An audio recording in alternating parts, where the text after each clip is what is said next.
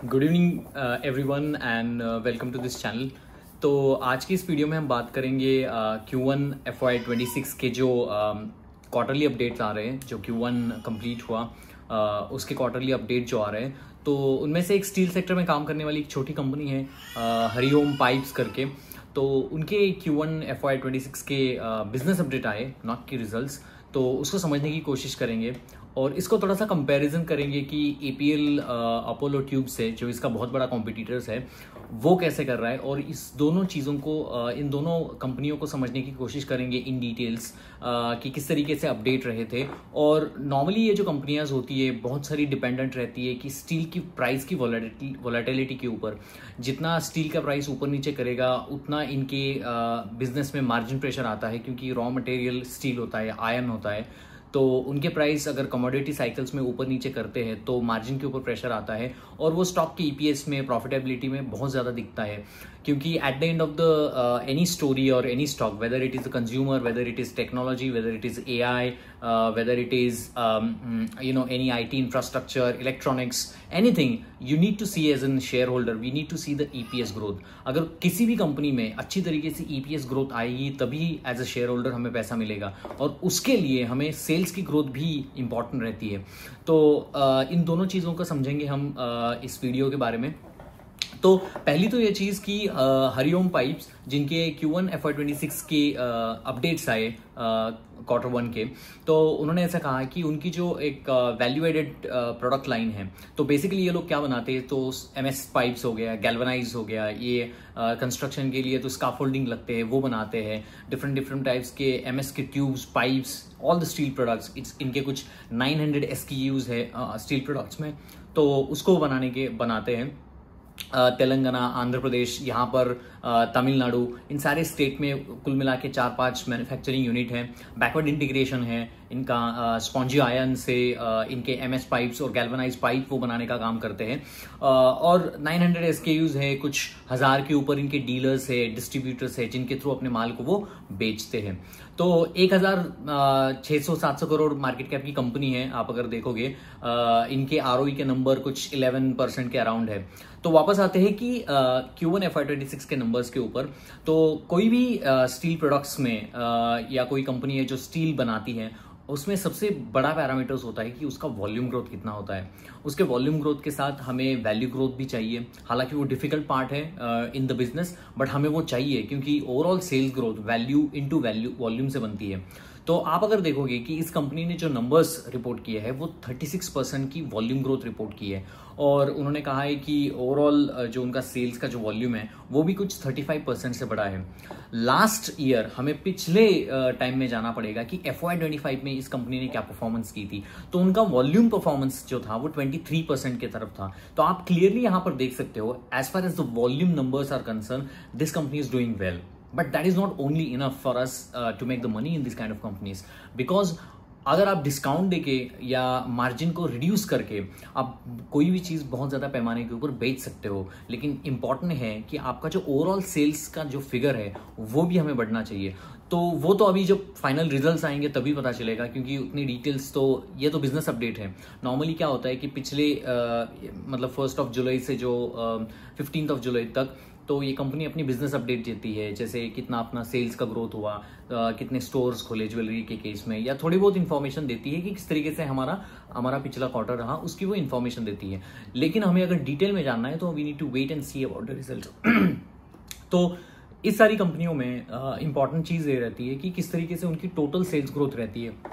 मान लो कि total sales growth is equal to volume into value play का होता है। तो वॉल्यूम ग्रोथ अगर इनकी 35 की हुई है, I will be more interested to see कितनी उनकी वैल्यू ग्रोथ होती है। आपने देखा होगा कि स्टील की वॉलेटिलिटी बहुत ज़्यादा थी पिछले कुछ क्वार्टर से, और इसीलिए ये स्टील कंपनियां जो है, जैसे श्याम मेटालिक्स हो गई, APL अपोलो ट्यूब ही, वो भी थोड़ा सा प्रेशर झेल रही थी, क्योंकि स्टील का जो प्रॉब्लम है मार्जिन प्रेशर पे दिखता है, क्योंकि वॉलेटिलिटी स्टील के प्रोडक्ट की कितनी होगी इसके लिए उनका मार्जिन भी डिपेंडेंट रहता है। अगर मार्जिन वहां पर रिड्यूस होगा तो इसमें प्रॉब्लम आती है। तो हरिओम पाइप के थोड़े से डिटेल में समझने की कोशिश करते हैं। ये प्राइमा फेसी नंबर है, इससे कुछ तो हमें नजर नहीं आएगा। थोड़ा हम पास में जाके देखते हैं कि इस कंपनी ने कैसे परफॉर्मेंस किया था। FY25 में उन्होंने जो रेवेन्यू फ्रॉम ऑपरेशन का नंबर इनका था तो वो 17% के अराउंड था, और टोटल जो वॉल्यूम ग्रोथ थी FY25 की ओवर 24 वो अराउंड अप्रोक्सीमेटली कुछ 23% की थी। तो 5% डिक्लाइन हुआ था, तो मतलब आप वैल्यू ग्रोथ नहीं कर पाए थे लास्ट ईयर में। वॉल्यूम ग्रोथ 23% की थी, मतलब जितने ज्यादा नंबर ऑफ स्टील के प्रोडक्ट उन्होंने बेचे, वॉल्यूम मतलब कितना ज्यादा बेचा, और वैल्यू कितना वैल्यूएशन आप में इसमें आ रहा है। तो इन कंपनियों में इंपॉर्टेंट प्रॉब्लम यही होता है कि इनमें कोई प्राइसिंग पावर नहीं होती है। इसीलिए आपने देखा होगा किसी ने बहुत ज्यादा पैसा स्टील के कंपनियों में कमाया, ऐसा नहीं होता है। But that is not the fact, like I mean we can make the money but it depends upon how company performs over the period of time। इस स्टील सेक्टर में मुझे एक जो कंपनी पसंद आती थी वही APL अपोलो है, क्योंकि जहां पर 15-20% की ग्रोथ करती है, पैट के ठीक ठाक मार्जिन रहते हैं, और थोड़ा बहुत स्टील के कमोडिटी प्राइस का उनको थोड़ा सा एडवांटेज रहा, तो कंपनी बहुत अच्छा करती है।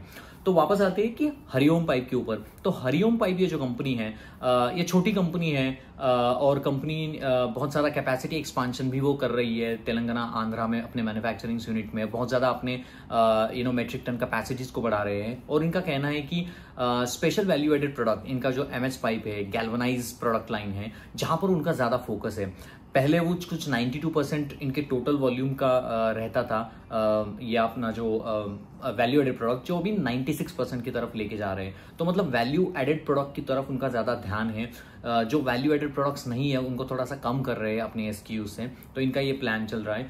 दूसरी एक चीज़ मुझे थोड़ी सी खटक गई इस कंपनी में, क्योंकि इन्होंने एक नई कंपनी इस्टेब्लिश की है हरिओम पावर एंड इंफ्रा करके, जहां पर महाराष्ट्र स्टेट इलेक्ट्रिसिटी बोर्ड के साथ इन्होंने कुछ 9.6 मेगावाट का कुछ एक सोलर पावर प्लांट बिठाने का इन्होंने कॉन्ट्रैक्ट लिया है। और इसके लिए उन्होंने एक नई कंपनी इस्टेब्लिश की है हरिओम पावर एंड इंफ्रा करके, और इसके लिए 180 से लेके 240 करोड़ का वो डेट उठा रहे हैं, 70-75%, और वो भी 8-9% ब्याज से वो लोग लोन उठाएंगे। तो जब कॉन कॉल में पूछा गया कि बहुत सारे एनालिस्ट ने कि भाई लोग why you are doing all of these, like you are concentrating on the sale the steel and value products and all that, तो मैनेजमेंट उतना कॉन्फिडेंट नहीं लगा कि what is the reason behind of doing this all inorganic play, जहां पर solar play है, आपके जो पैसे है वो गवर्नमेंट से आएंगे, आपके रिसीवेबल नंबर ऑफ डेज बढ़ जाएंगे। बहुत सारी चीजों में आपने देखा होगा कोई भी प्राइवेट कंपनी गवर्नमेंट के साथ काम करती है तो उनको जब काम करने के बाद जो पैसा मिलता है वो बहुत देरी से मिलता है, इसीलिए आपके वर्किंग डेज के ऊपर प्रेशर आता है, इसीलिए आपका जो कैश फ्लो है वो थोड़ा सा इंपैक्ट होता है। और दूसरी चीज बहुत लॉन्ग लाइफ साइकिल होता है, कर्जा लेना, ये सारी चीजों को करना, it doesn't make sense for me at least, many will disagree, but it doesn't make sense कि आपको उसमें चला जाना चाहिए। आप उसी कंपैरेटिवली APL अपोलो ट्यूब की तरफ देखो, उन्होंने 15% की ग्रोथ की FY फाइनेंशियल ईयर 25 में 24 के ऊपर, कुछ पैट के नंबर भी लगभग 17-18% से रहे थे। उनका कहना है कि ROC जो है उनका 2023 का है, जो 35% के ऊपर लेना चाहते हैं। उन्होंने कहा है कि APL अपोलो ट्यूब को कोई रिप्लेस नहीं कर सकता है, we are doing confidently well, just उनको थोड़ा सा ये कमोडिटी प्राइस की वॉलेटिलिटी झेलनी है, उनके मैन पावर को थोड़ा सा कम कर रहे हैं, डिजिटलाइज कर रहे हैं, थोड़ी बहुत सारी एम्प्लॉय कॉस्ट वो कम करना चाहते हैं, ROC के नंबर को वो बढ़ाना चाहते हैं। उन्होंने अपना जो गाइडेंस दिया है वो भी कुछ दिया है कि 20% का वॉल्यूम ग्रोथ वो 304 साल के लिए वो अच्छी तरीके से करेंगे।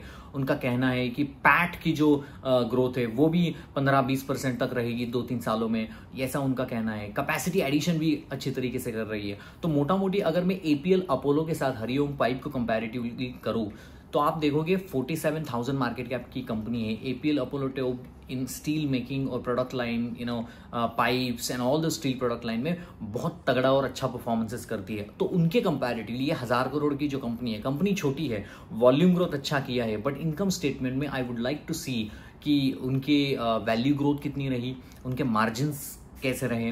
क्योंकि आपने देखा होगा कि हरिओम पाइप के FY फाइनेंशियल ईयर 25 को अगर आप देखोगे, उन्होंने 17.7% का रेवेन्यू ग्रोथ किया था 25 का फाइनेंशियल ईयर के ऊपर, लेकिन उनकी जो पैट की ग्रोथ थी वो 7.8% की तरह रही थी। उनका जो एक्सपेंस था, मतलब आप जब सेल करते हो और जो एक्सपेंस था वो फाइनेंस कॉस्ट बढ़ने की वजह से, आपके मटेरियल कॉस्ट बढ़ने की वजह से वो एक्सपेंडिचर भी 20% से बढ़ा है। तो आपने देखा होगा कि एक्सपेंस भी बहुत तगड़ी तरीके से बढ़ा है, अदर इनकम से भी थोड़ा बहुत उनको पैसा आया है, इसीलिए ईबिटा मार्जिन भी थोड़ा थोड़ा 22% से 21% की तरफ आया था। पैट मार्जिन जो 2022-23 में कंपनी पैसा बनाती थी, जहां पर पैट का जो परसेंटेज है वो 5% से काम करती थी, अभी 4.3, 4.3, 4.2 की तरफ उनके पैट के मार्जिन्स गए हैं। तो कहीं ना कहीं ये विजिबल है कि वॉल्यूम ग्रोथ करते समय कहीं ना कहीं उनका मार्जिन भी हैम्पर हो रहा है। और ये मार्जिन ऐसा नहीं है कि ओनली कैपेसिटी यूटिलाइजेशन की वजह से, क्योंकि ऑब्वियसली आपको ग्रो करना है तो आपको नई नई कैपेसिटी ऐड करनी पड़ेगी, ज़्यादा एम्प्लॉय लाने पड़ेंगे तो एम्प्लॉय कॉस्ट रहेगी, कैपेसिटी एडिशन के लिए पैसे लगेंगे, वी अंडरस्टैंड। बट इसके करते हुए दूसरी एक चीज़ ही कि आपका मटेरियल कॉस्ट भी बढ़ रहा है, मतलब एक्सपेंडिचर बहुत तेज़ी से बढ़ रहा है। यही एक्सपेंडिचर को अगर मैं एपीएल अपोलो के ट्यूब के साथ कंपेयर करता हूं तो मुझे लगता है कि एपीएल अपोलो ट्यूब का थोड़ा सा अपने आप के ऊपर, मतलब ये एक्सपेंडिचर के ऊपर ज़्यादा कंट्रोल है, इसीलिए बॉटम लाइन वहां पर रिफ्लेक्ट होती है। हरिओम पाइप में वो बॉटम लाइन रिफ्लेक्ट नहीं होती है। And I be more happy to see that कि पैट की ग्रोथ भी बहुत अच्छी तरीके से इनकी हुई है, 15-16% की हुई है। Then I more interested to listen to the con call and then make my decision to add my certain allocation in these kind of companies और completely avoid for the time being.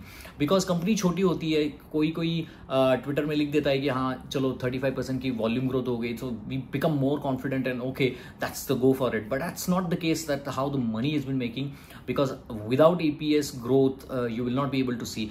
Yeah, I can understand for 1 or 2 quarters EPS can be here and there and the margins can go up and down, but at the end of the day if you see the long term picture, market उसी चीज को contribute करता है कि आपका आगे जाने वाला ग्रोथ का फ्रेम कैसा रहने वाला है। So that is more interesting to see. इसलिए आपने देखा होगा कि अपोलो पाइप का PE रेशियो थोड़ा सा हाई दिखता है आपको, और इसका PE रेशियो मुझे 20 के ऊपर दिखता है। तो इसीलिए आपने हरिओम पाइप और अपोलो ट्यूब को साथ में रखा, तो अपोलो ट्यूब जो है महंगा लगता है मुझे वैल्यूएशन के नज़र से, और हरिओम पाइप मुझे वैल्यूएशन के नज़र से सस्ता लगता है।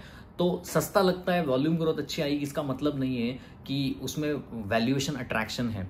सबसे इंपॉर्टेंट चीज़ है, उन्होंने जो पैट का गाइडेंस दिया है, हरिओम पाइप ने जो पैट का जो गाइडेंस दिया है वो 9 to 12% का पैट का गाइडेंस दिया है 2026 के लिए। मान लो कि ये जो ग्रोथ है वो वन ऑफ है और वो कुछ 30-35% से वॉल्यूम ग्रोथ कर रही है, और पैट की ग्रोथ का गाइडेंस 9 to 12 है, मान लो कि वो 15-16 भी करती है, but I want to see that, because market जो है वो सिर्फ गाइडेंस के ऊपर नहीं चलता है, मार्केट जो चलता है वो एग्जीक्यूशन के ऊपर चलता है। अगर किसी भी चीज़ का एग्जीक्यूशन हो रहा है ना तो मार्केट को कॉन्फिडेंस आता है।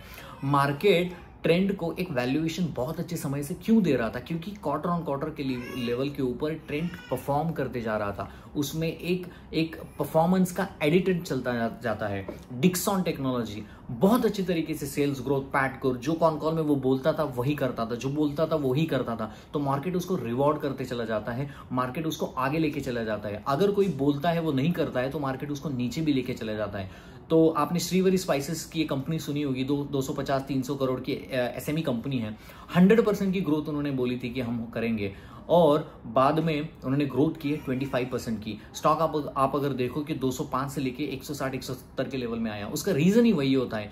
बोलने के लिए मैं कुछ भी कह सकता हूं कि मैं तो 50% से ग्रो करूंगा, 60% से ग्रोथ करूंगा। First of all how you are making that growth, उसके लिए कोई कैपेसिटी ऐड हो रही है, उसके लिए कोई प्रोडक्ट मिक्स चेंज हो रहा है, उसके लिए नया कुछ इनोवेशन आप ला रहे हो, उसके लिए कुछ आप नई चीजें कर रहे हो, ये मुझे पहले बताओ। हवा में आप अगर कहोगे कि मैं ऐसी चीज करूंगा तो दैट डजंट सस्टेनेबल। आप अगर हॉस्पिटल स्पेस की बात करो, सिंपल है, हॉस्पिटल स्पेस में सारी कंपनियां ऑल टाइम हाई लगा रही, उसका एक रीजन है, एक टेलविंड है वहां पर, इसीलिए आपने देखा होगा कि उनके नंबर भी अच्छे आते हैं। मेट्रोपोलिस हेल्थ के कल नंबर आए, 23% की ग्रोथ उन्होंने दिखाई, नॉर्मली 10-15% की वो ग्रोथ करती थी कंपनी। ऑब्वियसली एक्विजिशन और अपना बेस अगर पिछला वाला छोटा है तो वो चीज उसमें ऐड हो जाती है, लेकिन we need to study and all of that, because क्या होता है ना, किसी भी सेक्टर्स में पैसे बनाने के लिए उस सेक्टर में 2-3 चीजें, एक सेक्टर का टेलविंड होना बहुत जरूरी है। आपने वो ज्वेलरी स्पेस में देखा है कि बहुत सारी ज्वेलरी कंपनियां तगड़ा ग्रोथ दिखाती थी, उनमें वैल्यू ग्रोथ भी आता था, ये जो अभी गोल्ड के प्राइसेस बढ़े हैं, वॉल्यूम ग्रोथ भी अच्छी तरीके से आता था, नए नए स्टोर्स भी ओपन कर रहे थे, वहां से भी उनको फायदा मिलता था। लेकिन for all of that sake company has to perform. I can give the guidance, but I need to perform. And volume growth, coming back to the topic of this steel product. See, steel products companies are very very cyclical in nature. कभी कभी उसमें पैसा बनता है, लेकिन you need to plan your exit very well. जहां पर आपको 2 रुपए का भी उसमें डाउट आ जाए कि यहाँ से ग्रोथ डिक्लाइन होने वाली है, तो वहां से आपको पैसा निकालना भी आना चाहिए. You can not stay longer and say that ये तो कंसिस्टेंट स्ट्रक्चरल प्ले है. There is difference between the companies like Nvidia. वहां पर सस्टेनेबल करके ग्रोथ आती है. अगर सस्टेनेबल ग्रोथ आती है, स्ट्रक्चरल ग्रोथ आती है, मार्केट भी उसको पीई रेशिंग वही देता है. आपने कभी टाटा स्टील को, जिंदाल स्टील को, इन सारी स्टील मेकिंग कंपनीज को कभी उसका पीई रेशो हाई नहीं देखोगे, क्योंकि वो सिक्लिकल नेचर्स की कंपनियां होती है. पीई रेशो उन चीजों को ही हाई मिलता है जहां पर अर्निंग विजिबिलिटी आगे जाके रहेगी, मैनेजमेंट का ट्रस्ट रहेगा. PE is a combination of lot of things. Management trust, execution power of the company, the capacity utilization which they are doing it, earning visibility, the plan to do the earning, the execution in the previous cost. इन सारी चीजों को मिला के P ratio बनता है. तो इसीलिए कोई भी वॉल्यूम ग्रोथ कर रहा है, पी छोटा है, इसमें पैसा बनेगा, ऐसा नहीं है. So I hope you like my videos. Please like, share and subscribe, and if you would like to know more about many other companies, then I'll happy to help with. So hope you like this video. Thank you very much, and have a nice day, guys.